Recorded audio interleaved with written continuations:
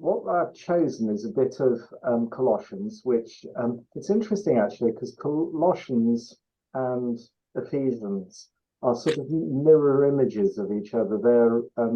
They're almost the same topic, but slightly differently presented. So we had a bit of Ephesians last week, and we're having a bit of Colossians this week. And even as I pasted this one in, I thought, oh, yeah, it's similar. So we've got that, and then we've got some Proverbs. I thought we ought to have something from the book of Proverbs.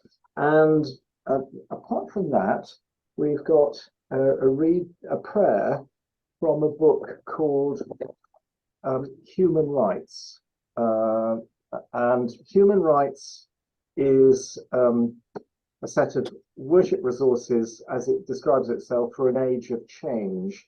And it was printed in 1995, but it's very prescient actually, because a lot of what it's doing is actually addressing the new agenda that we need to think about, which is what do we do about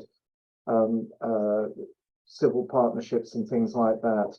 And I've chosen a prayer which is from a thing about friendship actually, and it isn't about a marriage or a civil partnership, but simply about friendship. But I thought it was quite an interesting declaration prayer. So I am going to get Nicola to read the prayer, the reading from Colossians. I'm going to get Jenny to do the declaration of partnership, and Jenny, if you'd also do the Proverbs with me, which is in the room. Oh, right, Tracy's here. Aha, good.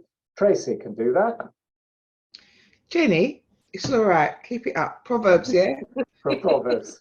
Okay, no problem. I'm really glad you're on the line. That's great. Fantastic. I hope you had a good day on Sunday. I did. Thank you very much. Thank you to everybody. Brilliant. Let's get some thank you cards out. Thank you very much. Good. Well, good evening to everybody, and welcome to session 4 of our marriage study. As one of the classes said, it should be marriage preparation for those who are getting married, and it should be obligatory. Well, we'll see what we can do about that. But for the moment, it's a group of willing volunteers who've gathered to talk about conflict and resolution, and those two words are very often put absolutely together without anything in between them. I think they probably need to be thought as separate things, as conflict and as resolution, but we'll see. Anyway, let's begin with the reading from Colossians. St. Paul writes, as God's chosen ones, holy and beloved, clothe yourselves with compassion, kindness, humility, meekness, and patience. Bear with one another, and if anyone has a complaint against another, forgive each other, just as the Lord has forgiven you.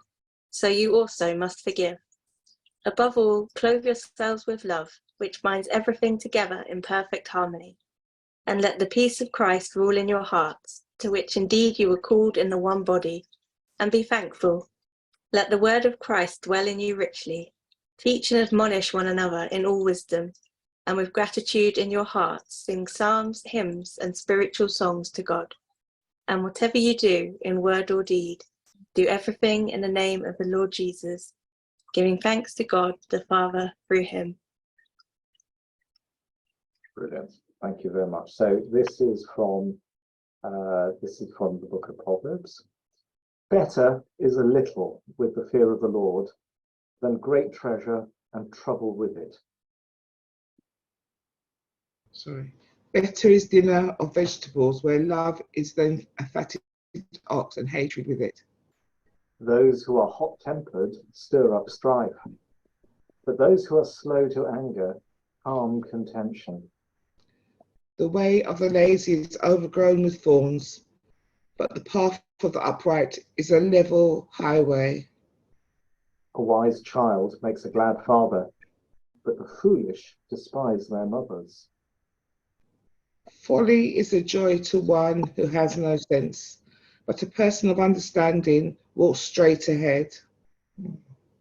Without counsel, plans go wrong, but with many advisors, they succeed.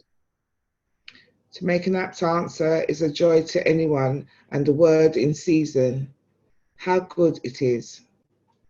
For the wise, the path of life leads upwards, in order to avoid Sheol below. The Lord tears down the house of the proud, but maintains the widow's boundaries. Evil plans are an abomination to the Lord, but gracious words are pure. Those who are greedy for unjust gain make trouble for their households, but those who hate bribes will live. The mind of the righteous ponders how to answer, but the mouth of the wicked pours out evil. The Lord is far from the wicked, but he hears the prayer of the righteous. The light of the eyes rejoices the heart, and good news refreshes the body. The ear that heeds wholesome admonition will lodge among the wise. Those who ignore instruction despise themselves, but those who heed admonition gain understanding. The fear of the Lord is instruction in wisdom, and humility goes before honor. A declaration of partnership. In the presence of God and God's people, I declare my love for you and seek God's blessing on our friendship. I will continue to love you, care for you, and consider you before my own needs, in good times and through periods of difficulty. I will rejoice when you are happy and grieve when you suffer. I will share your interest and hope for the future. I will try to understand you even when I do not agree with you. I will help you to be your true self, the person that God wishes you to be. In all this, I ask God's help, now and in the days to come, in the name of Jesus Christ. Amen. Amen. If you know the song, it's a song that the children often sing at school, Brother, Sister, Let Me Serve You. Let me serve you. It's very like that, isn't it? When I will weep when you are weeping. When you laugh, I'll laugh with you. Yes, it's a lovely prayer, that. So we are going to do what we did last week and begin with a summary at the end of a chapter from the marriage book. This one's about resolving conflict. And I'm quoting, so differences and disagreements do not need to destroy a marriage. Indeed, it can be their very resolution which strengthens and develops our relationship. Marriage is not about suppressing our personality. Rather, it involves discussing our different points of view, seeking to understand each other, and finding ways of combining our wisdom and gifts. When we do this, we discover that the issue that threatened to divide us has drawn us together and caused our marriage to move forward. And this is from a sociologist called Susan Quinlan, who is also a counsellor for the Relate organisation. The way a couple handles its arguments is the single most important key indicator of whether their relationship will succeed or not. And my note on that is that talk of key indicators may seem a bit alien to how we think about our relationships. It might seem a bit mechanistic, you know, it's sort of this is what you input in order to get an output. But leaving that on one side, do you think that Susan Quinlan is on target? Is she pointing in the right direction, but just a little bit off? Or is she going in completely the wrong direction? the way a couple handles its argument is the single most important key indicator of whether their relationship will succeed or not.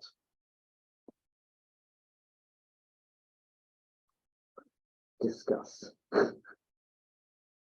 Yeah, I think I agree. Sort of when you say key indicator, you think of the indicator that measures your performance in the workplace, isn't it? Exactly. So this Exactly. kind of thing, it's like how many arguments you can handle within an hour indicate how long you can be together. Sort of very measured, specific.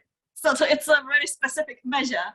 But I agree overall, I agree with the sort of content that being able to deal with the handled argument probably is a sort of it's sort of I would say indicator, but it definitely helps you with the relationship with each other.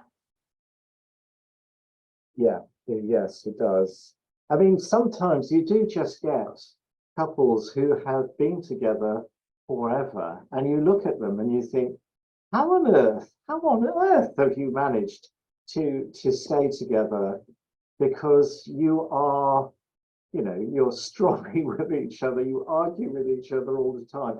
And actually, there's a wonderful proverb actually that says something like, there are two things I do not understand, yea, three things. How it is that an eagle flies, the way of a man with a woman, and something else, and you get it. You think, yeah, actually, some of these things are just mysteries, and they're very profound mysteries, and there is no mechanistic answer like that. But yeah, Jenny, you put that very beautifully. Thank you. I really like that. I like the idea of having an output quota of resolved arguments. That's an interesting thought. What about anybody else? And you know, use your own relationships. It doesn't need to be marriage, or your observation of other people's relationships, and they don't need to be marriage either. Would you say that the ability to deal with handling an argument is the single most important thing that they do, that really guarantees whether their relationship works or whether it doesn't?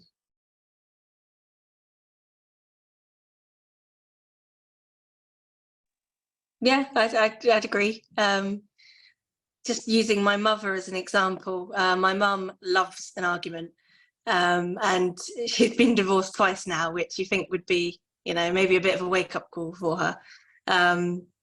But yeah, she's very much the sort of person that once she gets into an argument, she won't stop.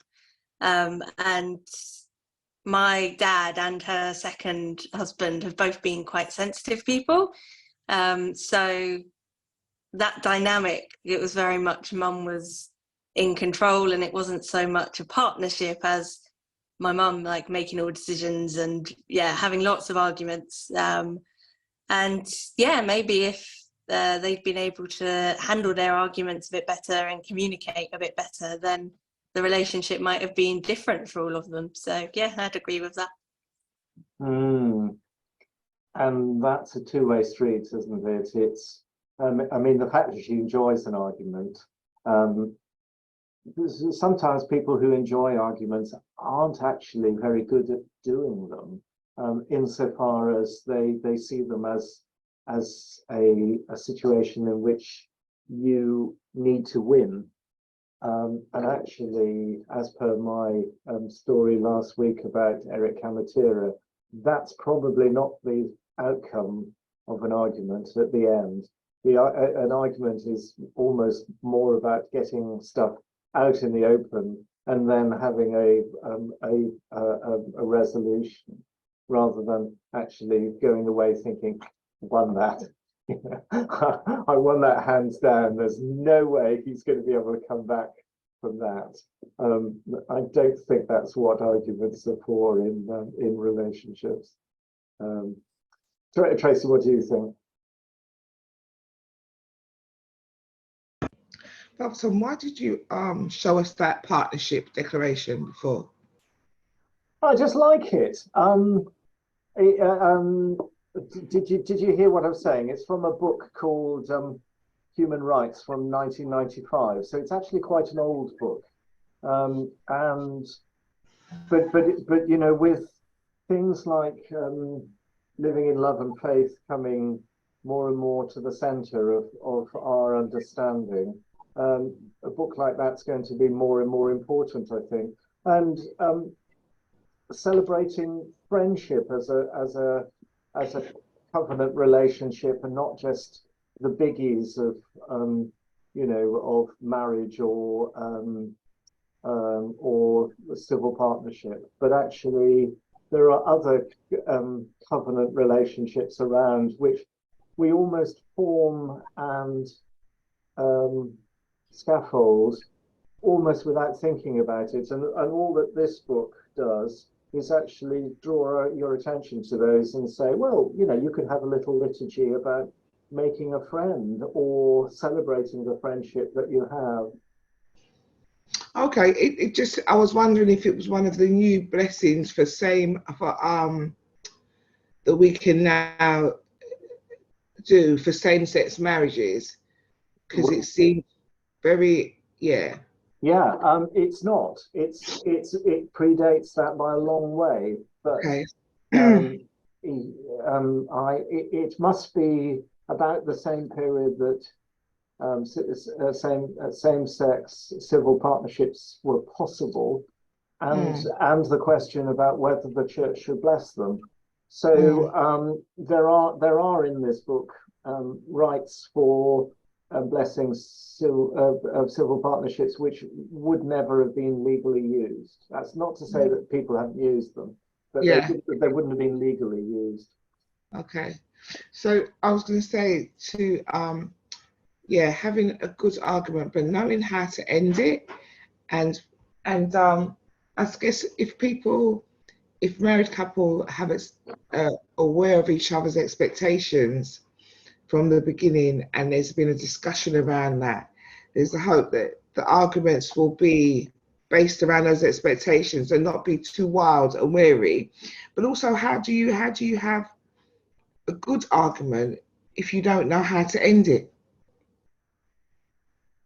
Yeah, Or if you've never ever had a good argument?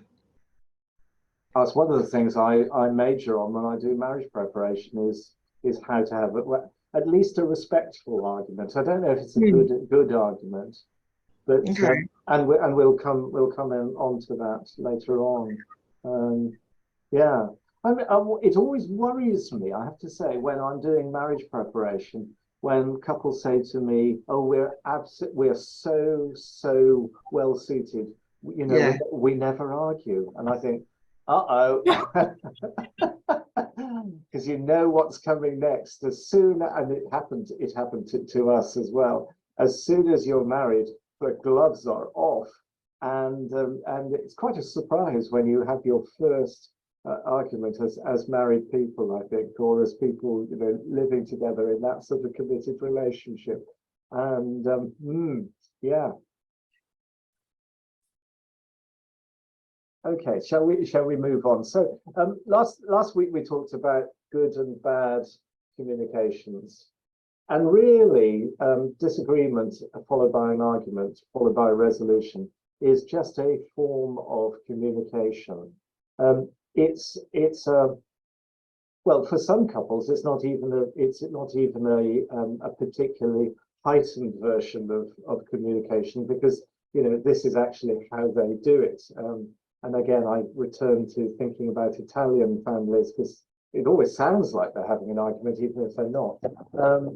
But it is a form of a communication, and it's different insofar as for most of us, it's actually it is heightened. It's got an element of distress in it as well, and it's communicating, I'm in distress, and you've done this, or what you plan to do is doing this to me, what you're saying or what you're thinking or what you're planning to me feels that it's going to hurt me in some way or another, and and that might be financially, it might be in terms of our physical relationships or whatever. But there's an element of distress, I think, in it, and really an argument expresses that distress. So we ought to be, one of the things we ought to be really, really mindful of as we argue is what is the pain that the other person is carrying, and how am I causing that pain? But at its best, an argument allows both people to say where they are, what they think, and what they believe. And what they think and what they believe might be quite separate things. And then to, with care, establish a new common ground from which they can occupy and then move out from together. So that's really it working well. But arguments can equally be dreadful, and I thought this was good. This is from the marriage book. When husband and wife are determined to go their own way and to do all, I'll put a do in there, and to do all that they can to change the other to their way of thinking. Oh dear, I'm bad this evening. Thinking, the result is usually a type of trench warfare. We dig in to defend our position, protecting ourselves by keeping the other at bay and occasionally launching an offensive. One of us may seem to win the odd skirmish, but what we have both lost is hundreds of yards of no man's land between us, full of barbed wire and barbed comments, unexploded bombs and unresolved issues. Conflict has destroyed our intimacy. So yeah, I wouldn't want to say too many positive things about arguments, but there is a positive way of looking at them as well as a negative experience of them. And the trouble is, and maybe Nicola, what you've described, is that one partner may feel that they're having a positive experience, and the other partner may feel that this is absolutely nightmarish and like experiencing World War III, and really trying to create some sort of agreed rules of an argument is one of the things that I certainly do when I am teaching people about getting married, just to give them a common shared set of rules of engagement, really, as they argue, which they will. So I thought this was quite useful. I've called this a faithful anthropology of marriage. Anthropology is talking about human beings, as theology is talking about God. And I've called it a faithful anthropology because it actually picks up quite a lot of Bible themes about, well, not least about the fall, the fact that human beings, though made in God's image, have chosen to go away from that image and to fracture that image. And the fall is something, with a capital F, is something that we need to take into consideration when we think about anything that we do, and particularly when we think about relationships. It skews it, it sours it to an extent as well. So this is the faithful anthropology. Marriage involves two people with different backgrounds, different personalities, desires, views, and priorities, being joined together in the most intimate relationship possible for the rest of their lives. Added to this is the inherent selfishness of human nature, the desire to have my way, to maintain my rights, to endorse my opinions, to pursue my interests. what that's getting at is that it's, you know, it's hard enough. It's hard enough, frankly, bringing together two people from vastly different backgrounds. You know, we don't marry the girl next door. Though somebody was telling me on Sunday that he had been with his wife since they were 13, and I thought, gosh, I haven't heard anybody say that for an awfully long time. You know, we don't normally marry the girl next door. We marry people from different cultures, from different towns, different cities, different expectations, different social, economic groups, and all the rest of it. And it's hard enough just meshing and bringing together people who are inherently different.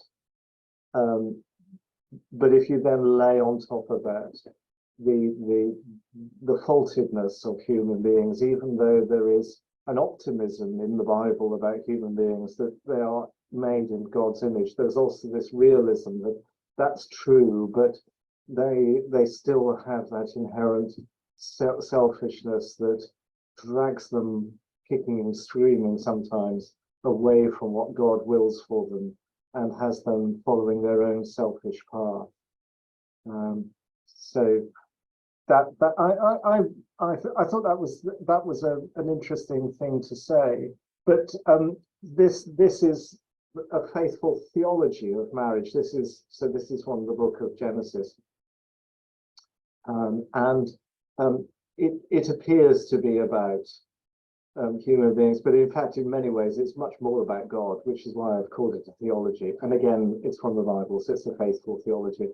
And this is from the second account of the creation of all things. This is the story of Adam and Eve in the garden, and God has put Adam into a deep sleep and has brought Eve out of the rib that he took out from Adam's side, and he presents Adam with Eve, and Adam says this.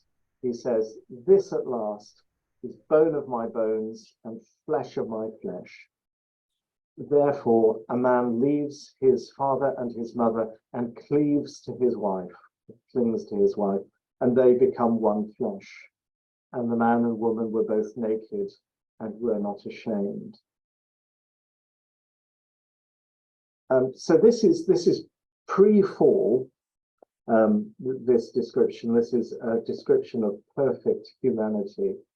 The important thing to say is the giftedness of one to the other that is here. So God gives Eve to Adam, and equally he gives Adam to Eve, and they become this really cohesive unit, and it's so cohesive that you can't separate them one from the other and say this is where one stops and the other begins. And in this pre-fall, what we call pre-lapsarian state, there's nothing that frightens them or embarrasses them or makes them feel ashamed in any way, and so that their nakedness is something that is entirely natural to them, because they are entirely equal, and also they are entirely loved by God, and there's just as they are, that lovely hymn, "Just as I am, without one plea, but thy blood was shed for me, and that thou bidst me come to thee, just as I am, I come." Well, here is Adam and Eve in a perfect relationship with each other and with God, which hasn't yet been broken at all, and they're able to say, "Here just as I am, this is how I am, and this is how you love me," and it's without any shame or fear. So those two things rather contrast each other. and as I say, what it's sort of the anthropology is sort of after the fall, and the theology is pre-fall, and it's very easy to sort of go, oh well, that's terrible and sad and all the rest of it.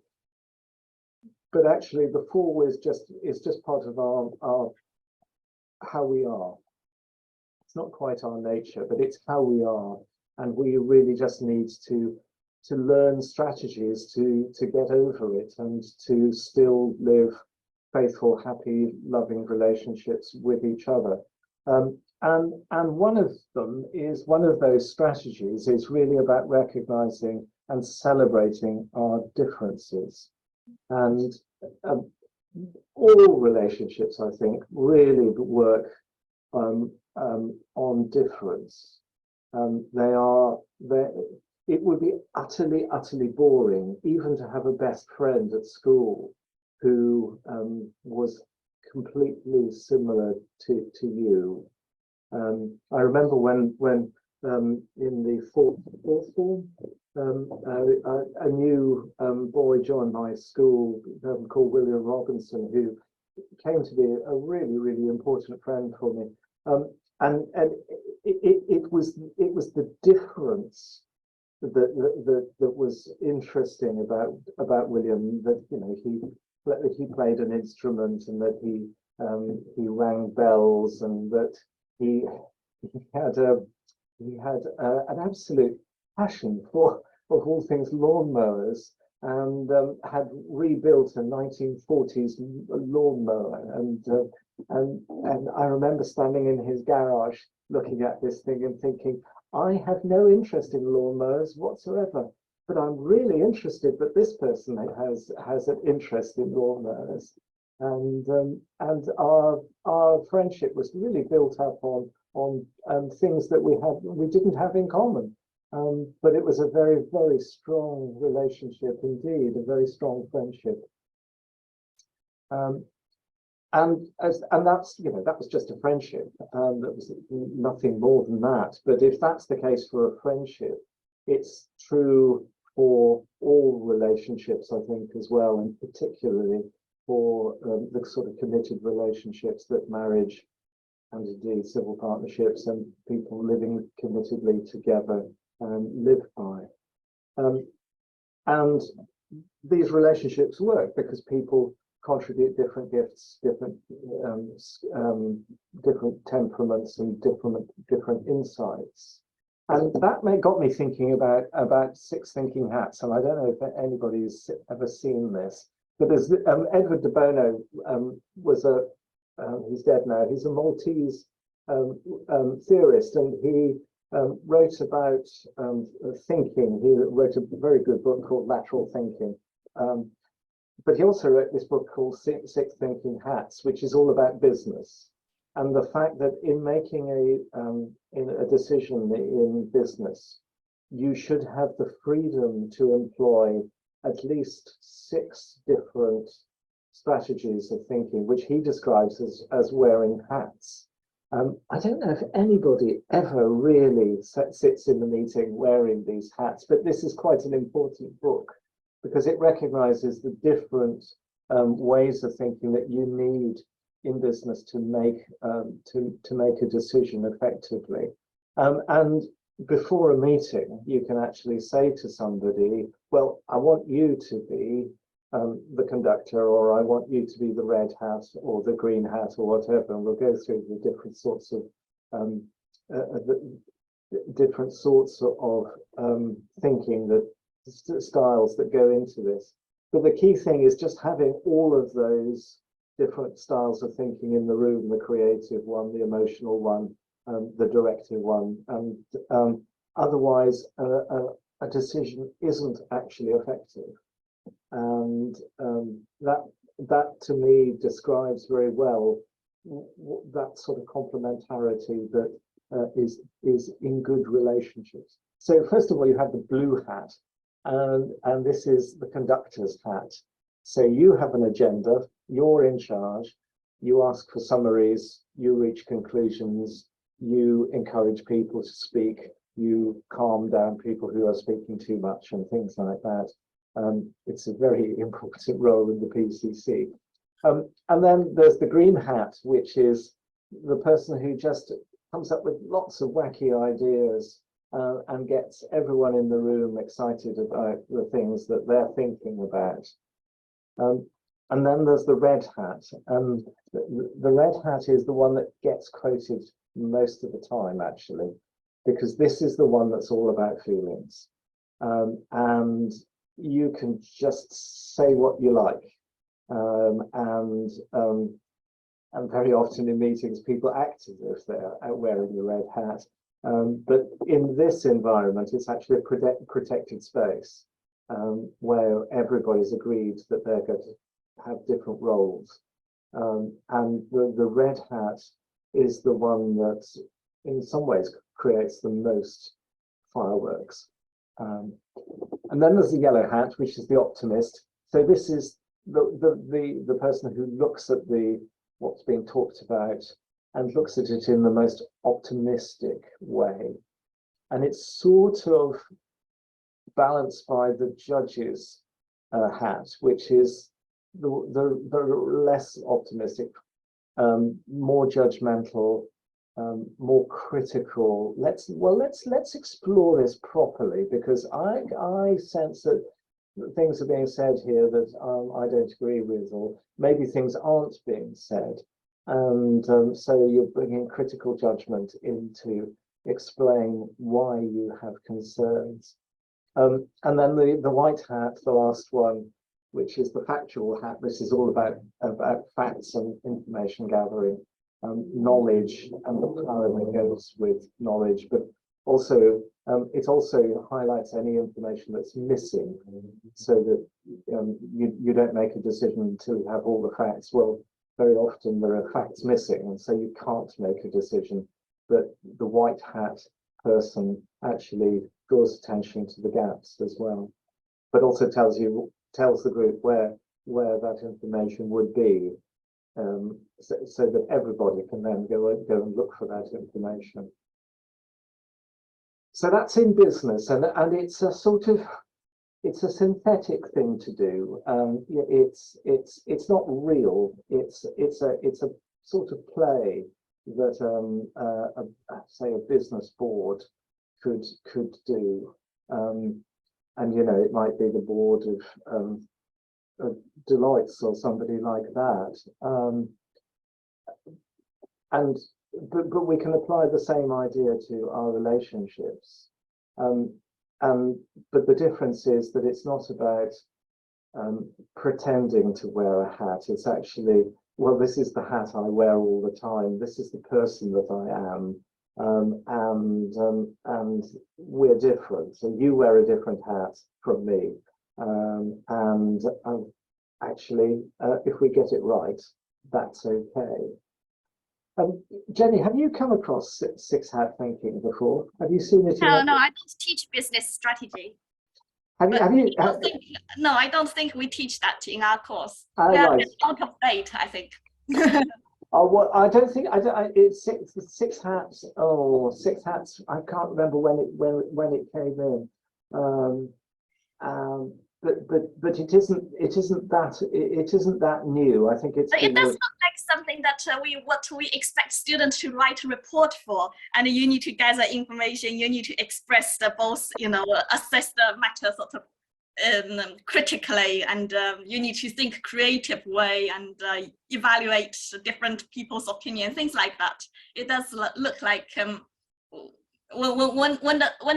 when the students are doing their final sort of strategic case study or business studies, they have to write a report. Probably look like something that they have to consider those different positions. Yeah, and they probably have to do them there's probably a hierarchy of the order in which you do those things. Is that right? Something like that, yeah. Yeah. I mean, I suppose the thing about Edward de Bono's idea is that that there isn't really a hierarchy, and these are real people in the room, and the order in which these different perspectives come out can be anything, and it can be really, really chaotic. I've never actually experienced one. I'd quite like to try it. Don't think I want to do it with a PCC. So we might get some other colours, mightn't we, Tracy? I was just looking at it thinking, is this not how a woman acts? Because she's always multitasking, and so she'd go through all of those emotions within the first half an hour getting up in the morning with the children. How interesting. And then and I think that is something you can go through, and I think I've been through that as an unconfident leader. Ever having to judge, think when you get different members of staff coming in, what hat do you need to put on today? How do you need to behave with this member of staff because they're like this or they're like that? And so yeah, I guess it can be quite hard work if you think of a marriage in this. If you were to think of a marriage in this way. Yes. But you can go through. I can believe when I was younger and the children were younger, I went through those emotions in the morning, every morning, and every night at bedtime. Okay, so actually, thank you. That's really helpful. So I had put that at the end there. It's not that we put on a hat, it's more that we recognize that in a relationship we may habitually wear a different hat from each other, and that's okay. And you're challenging that, and you're saying, actually, we do put on a different hat for as we interact with each other. I think that's a really good point, actually. Yeah, I think so.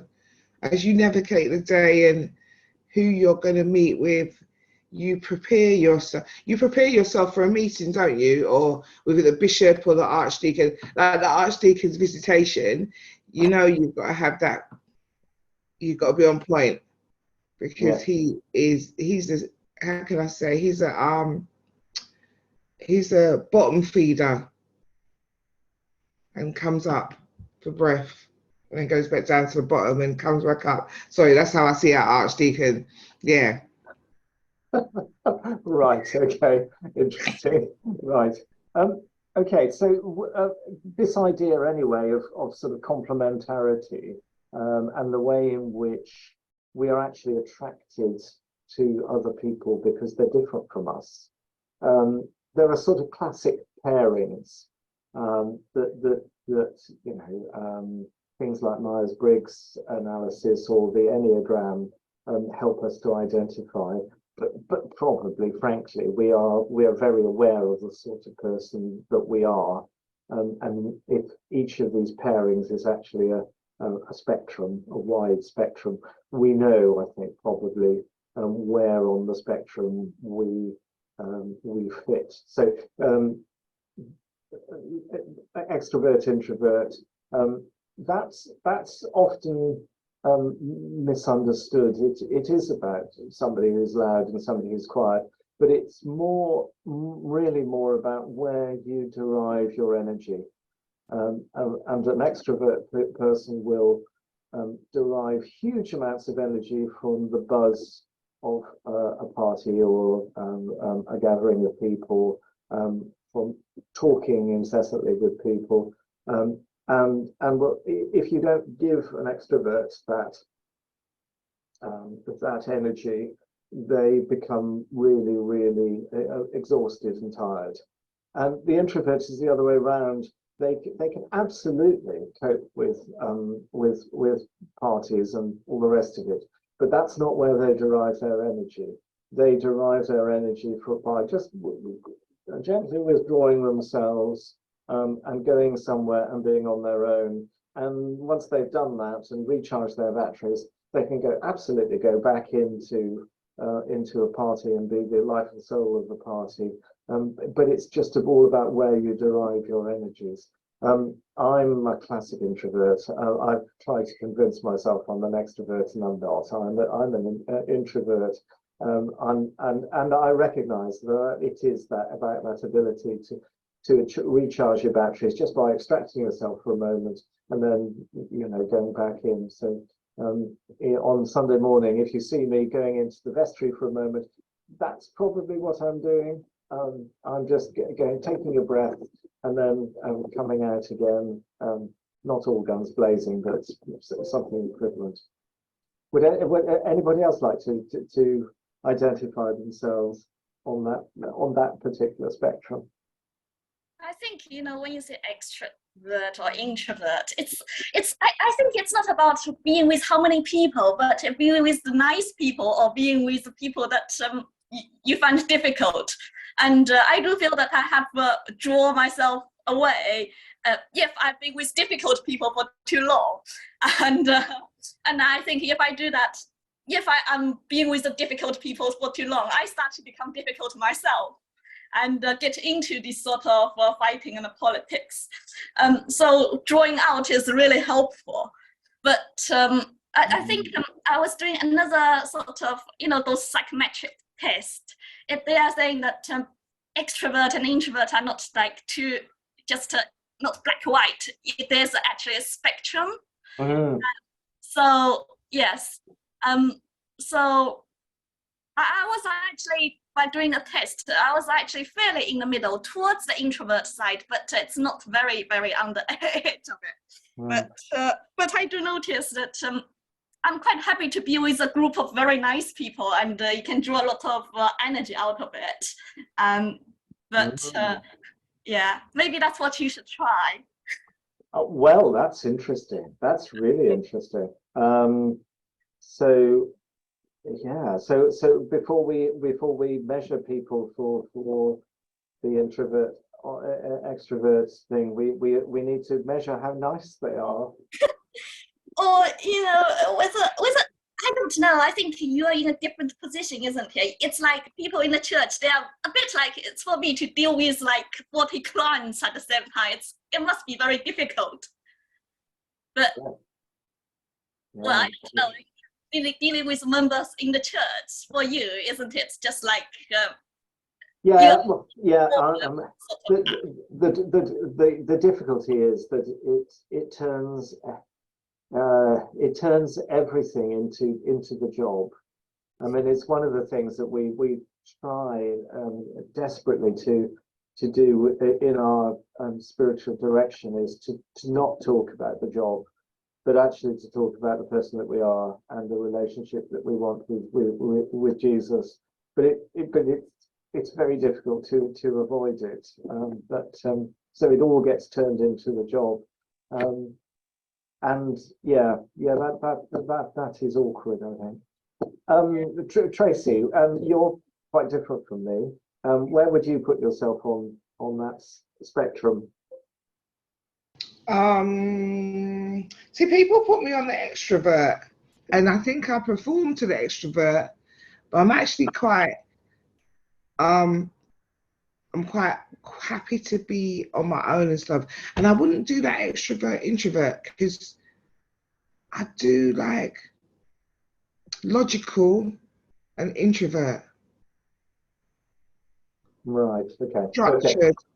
So because, and the reason why I say it is because people would say that my mum was extrovert, but I think she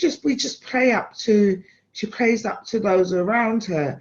And my stepdad is very, very, it's really interesting. Back in the days, he wasn't very quiet and all the rest of it, but he's very quiet and calm and quite happy to be on his own.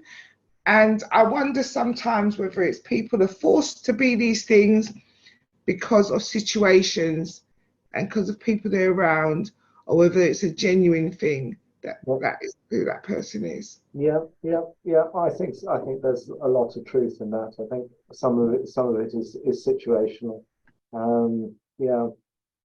Certainly at times in my life, and certainly times in my career, when I've done the Myers-Briggs test, I've come out as a rampant extrovert, and I thought, that's not me. But actually, I was answering the questions honestly, I think, but it was very much the sort of role that I was being was expected of me at the time, and it was hard to.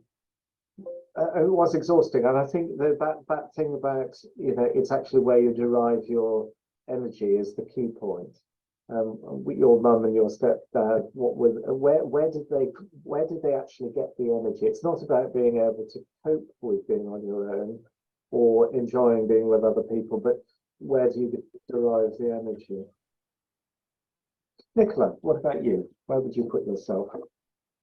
I think I'd agree with what Jenny said. It depends on who you're with. I think naturally I'm quite introverted, but with certain people, like my family, I'm very close to my brother and my cousins, and there's 4 of us, and we've all grown up together really close. And I'm very extroverted with them, but in pretty much every other situation, I'd probably say I'm more of an introverted person. Yeah, okay, thank you. The logical or intuitive one is all about I've got to get this right. So those with a preference for logic use their 5 senses to gather information. They want facts. That's right. So they're fact people, and the intuitive people are ideas people. Those who are intuitive prefer ideas to facts. They're more innovative than practical. They look at the big picture rather than the detail. They love to speculate about what could be, and are likely to concentrate on the future, whereas the logical person concentrates on the present. They often solve problems through hunches and will easily skip from one activity to the next. They're often seen by others as imaginative and unconventional. I don't know if I even agree with this particular distinction, because well, I don't know. I don't think you can have an idea. I'm being very empiricist, I think, really. I'm not sure that you can have an idea that isn't based on the evidence of your senses. So I'm not sure that I quite get the distinction. So I might be in a fuzzy middle in the middle of that. What about other people?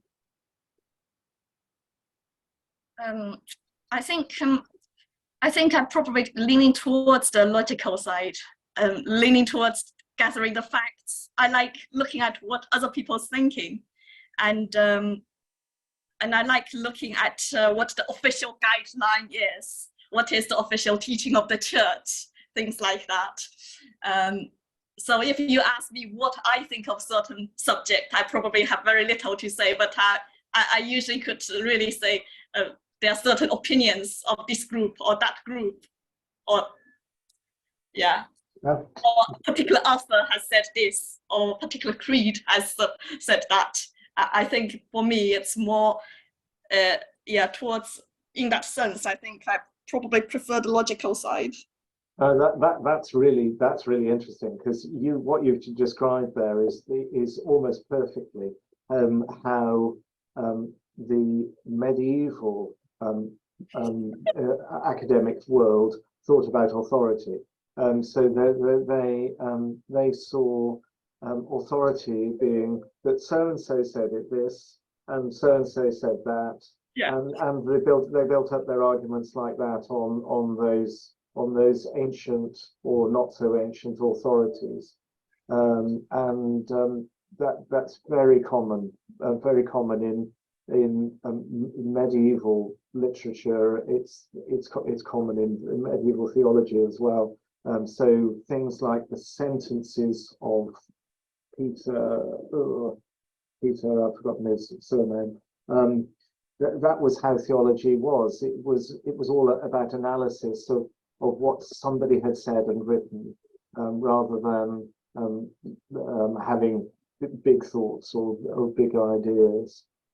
Interesting. What about anybody else? Logical or intuitive? Facts or ideas? I'm 100% intuitive. I don't think I have logic. We did an escape room thing once, and realised you have to be quite logical to be successful in an escape room, because we did so badly we didn't even get the first clue, and they had to let us out like after an hour, because we just couldn't get it. We were just like, there's too many options here. So yeah, I'm very, and some of like the best things in my life have come from just following that gut instinct that you get sometimes and saying, yeah, this is the right thing to do. So I follow it and I trust that rather than logic. Right. What happens when you're wrong?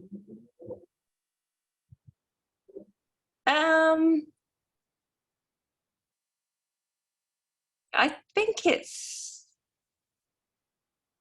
kind of it doesn't affect me too much, like if I'm wrong about something and if the instinct turns out to be wrong. I just kind of, I feel like at least I've given it a shot then, rather than just not doing anything about it.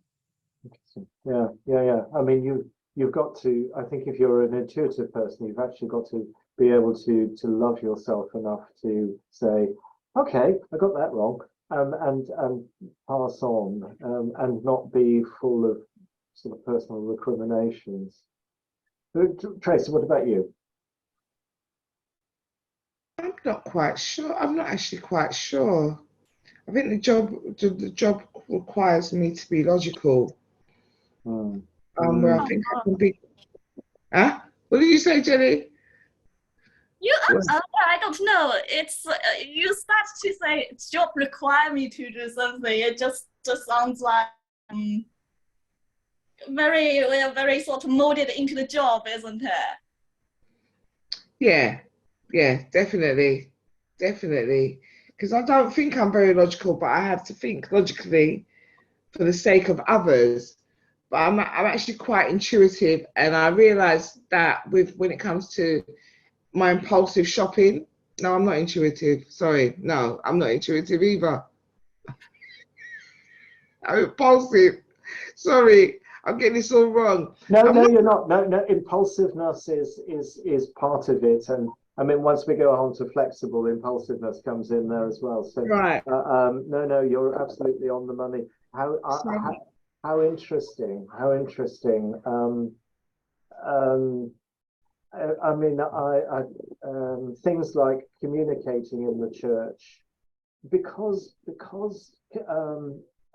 actually a sermon is such an inadequate way of communicating. It doesn't use pictures or diagrams. I mean, it can, but it doesn't usually. So it's all words based, and it's all about taking people on a journey along a road, and at every point you have to make sure that they're still with you and they haven't turned off down a path or fallen into a pond beside the road and things like that.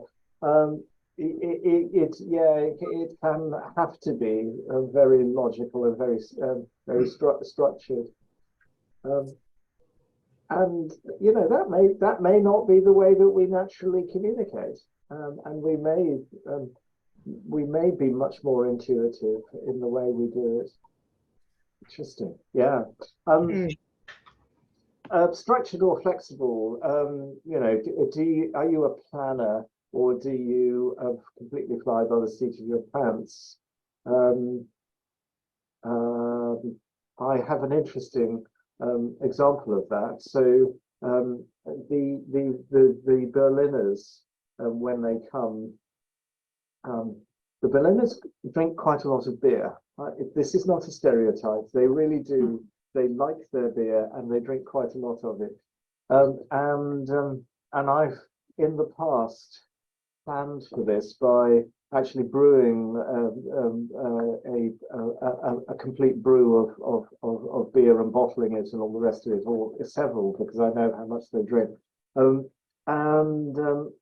was thinking about this, and I thought, I just don't think I'm going to go do it this time. And it got me thinking about going to somebody who Tracy knows, who's the rector of Hackney, who's set up a brewery as part of his church operation, and saying to him, look, could we come to some arrangement, and could you brew the beer for us? And then blow me, what happened on Saturday, or no, it was about a week ago, was that somebody I know who is a member of the church, who works with brewers, came to me really excited and said, we need an occasion to brew some beer, so that people from the church could come and brew some beer on my premises. And I went, oh, well, why don't we brew the beer for the German visit? And why don't we get the Germans to drink that beer, but also come and brew some beer for some other occasion? And it just struck me at the time that all I was doing was just seizing on an opportunity in a very, very flexible way, really, and not overthinking it, but just going, yeah, we'll do that. And I think I do a lot of that. I think I'm quite opportunist, and just seize opportunities. Whereas I'm not a good planner, I think, or not as good a planner as I'd like to think I am. Other people, do people plan, or do they just go with the flow? I'd like to become better planner. I think I'm leaning towards the structured side, and I don't like flexibility overall. I could be, but I don't like it. That's why you're such a useful person at this church. I'm being accused for being controlling, and I I hope I'm controlling in a very sort of serving and humble manner, instead of being bossy around. You've really helped actually at this point, because the important thing to say about all of these pairings is that I've put them up there because they're complementary skills, and so the extrovert complements the introvert, fills in for, and it's the perfect combination. And that's the same with the logical and intuitive, and with the structured and flexible, and the initiator and supporter. Let me give you an example.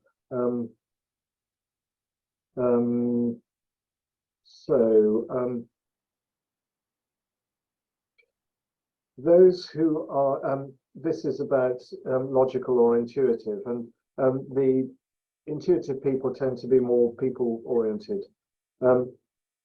Those who are more people-oriented may admire the more task-oriented. That's the logical types. The task-oriented person's single-minded pursuit of a vision, while the logical person may value the intuitive person's ability to create an atmosphere of tolerance, encouragement, and care of others. An effective team requires both personalities. So in all of these cases, just as we've described a relationship, we actually need both bits of the spectrum. It is 8 o'clock. Golly, right, in fact, it's after 8 o'clock. There's more to be said, and if I don't mind, I think we'll halve it at this point and come back to this topic next week, and I'll write some more as well. But I think there's important things that we need to address, and now is not the moment to do it. So what I'm going to do, if that's okay, I'm going to stop sharing, and that's been very interesting. Thank you. Jenny, thank you very much for your input. I think you were a bit you still got travel sickness or what? No, I'm fine. I'm totally over now. Yeah, great, good. And Tracy, we need to use you while we still have you. Actually, that's true of you too, Nicola. Yes. It's Zoom. We can get on wherever we are. Yeah, that's true. That's true. Yes, we'll be doing that, won't we? Yes. Yeah. Yeah. Good stuff. Let's pray for God's blessing. To God's gracious mercy and protection, I commit you now. Lord bless you and keep you. The Lord make his face to shine upon you and be gracious to you. The Lord lift up the light of his countenance upon you and give you peace. And the blessing of God Almighty, the Father, the Son, and the Holy Spirit be upon you now and remain with you always. Amen. Amen. Thank you. Thank you. Thank you. Choir. See you later. Bye. Are you here on Wednesday, Tracy? Possibly, yeah. Oh, okay. You always sit together. That's really disappointed, then, Jenny. Yeah. We're celebrating on Wednesday. I can't sit on the back row. Yeah. Let's just have the back row together, shall we? Yes. All right. Oh, Anglicans, honestly. Right. Have a good evening, everybody. Bye. Morning. Yeah. See you. Bye.